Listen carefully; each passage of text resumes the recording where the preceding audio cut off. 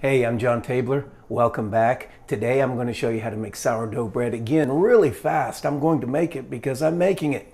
Because that's what I do. I make bread for my food tomorrow. So I'm going to show you how to do that. I'm also going to introduce you to someone that's going to help show you what not to do. But I don't want to wake him up, so wait 1 second. Shh.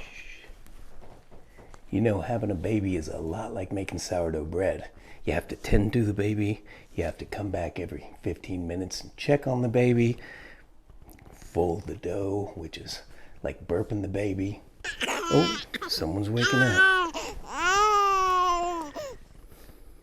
You have to give the baby milk and then come back and tend to the baby more and just completely give all your time to the baby, which is how a lot of people make sourdough bread. But you know, this baby, I want to let you see, is such a beautiful little baby. It's sourdough baby.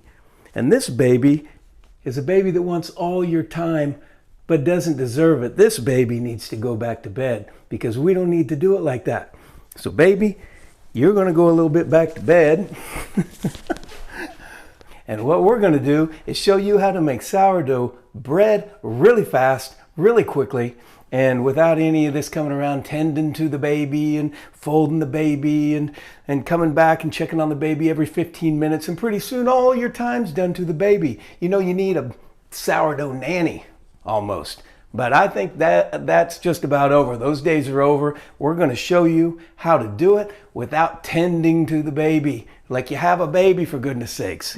It's ridiculous. So we want to eat is what we want to do. And this is going to be quick, fast.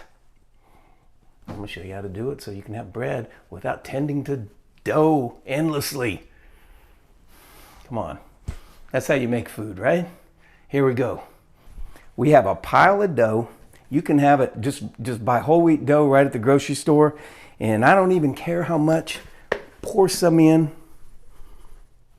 You have a pretty good dough ball that size. Take some unchlorinated water. Pour in. Take a spoon, stir it.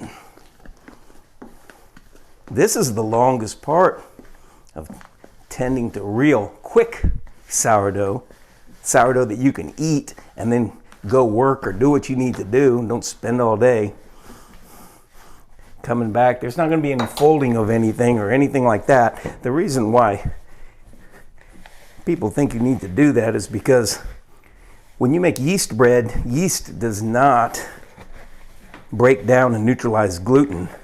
And so it holds the air. The gluten holds the air of the yeast. All yeast does is make air bubbles. And so you have to work the gluten into a gluey substance so that the air will be held. All our gluten is going to be broken down in this sourdough. We don't need to do anything about working the gluten and turning it into a gluey substance because it's not even going to be there tomorrow. There's a dough ball. Okay, now that we have a dough ball made, now the magic comes. We just take a spoon and we grab the starter that we've previously made. I have plenty of videos that show exactly how to make this. It takes about 4 days, 4 to 5 days, but once you have it, you have it. And this is what does the magic. You just put a couple spoonfuls onto the dough ball, as you can see, and then we just work it through really quickly. Try not to make a big mess. Now, the substance, the fermenting substance energy in that starter acts like a jump starter in much the same way you jump start a car battery. It jump starts this loaf, this dough ball that I've made, and it ferments it in the same way overnight. It doesn't take 5 days. And in so doing, it breaks down the gluten and releases the nutrients, which studies have shown become multiple times more assimilable. One study says 10 times more assimilable. And that is it. I'm going to take a bowl. I'm going to take this little rag. Just get any dish towel and Throw a little flour on there. That's just so it won't stick. Put that in. We are done. We're not coming back in 15 minutes. We're not doing anything. I'm setting this aside overnight. And when I come back tomorrow, it's going to be raised a certain amount, and all the gluten is going to be neutralized. Then we take a Dutch oven or a baking sheet. We take a piece of baking parchment paper. It's extremely easy because you won't burn your fingers. By that time, this will be raised a little bit, and we'll just tip it over onto the sheet. We'll drop it in here. We'll put the oven at 500, and we will put it into the oven for 24 minutes. Right at 500, then come back 24 minutes later. That's the most you're going to have to come back and tend to anything. 24 minutes later, take the lid off with a mitt, an oven mitt, something you're not going to burn yourself. Be careful, take it off, put it back in, 20 minutes, come back, open the oven, and look for it to be golden brown on top. Take it out, and ideally, if you have a baking tray, it's the most, it works, a cooling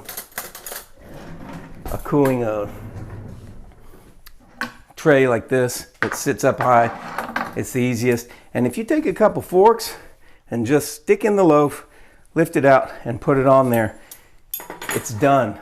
And what it looks like is just like this. I just made this. I'm going to show you what it's like. Just did this one yesterday. You notice the golden and a little bit dark on top. And it's perfect. It's going to be a little more dense because it's whole wheat with the bran and all the vitamins and everything in it. Then we put a little olive oil in a bowl, a little salt, and we have our bread just like that. Let me tell you something. That is amazing. I'm going to get dough in my hair again. That's amazing, and it has all the nutrients, all the vitamins in it. The gluten's been broken down, which releases the nutrients. Someone with gluten intolerance could eat this. Excuse me, eating with my mouth semi-full. But when you have bread that has all the nutrients in it, it doesn't need to be a re-enriched flour. You can use whatever flour you like. But if you want the nutrients from bread, you want to get whole wheat flour, preferably organic. Won't have anything put on it. Although the fermentation process will remove toxins, pesticides, and any impurities that are in the flour. So that's a great thing about real fermentation, which yeasting bread is not. It's just a method of having a reaction to blow air up into it, and it's an entirely different thing. This actually unlocks the nutrients. You see how fast it is. That's how quickly it's done. Meanwhile, baby sourdough needs tended to. Again, so I'm gonna go over, and I think that's just too much trouble. Gonna have to get a sourdough nanny. That's the way it's going to have to work. Meanwhile, I'm going to make my bread really quickly. You don't need to tend to this sourdough. That one, that's your choice. Have fun if you're for it.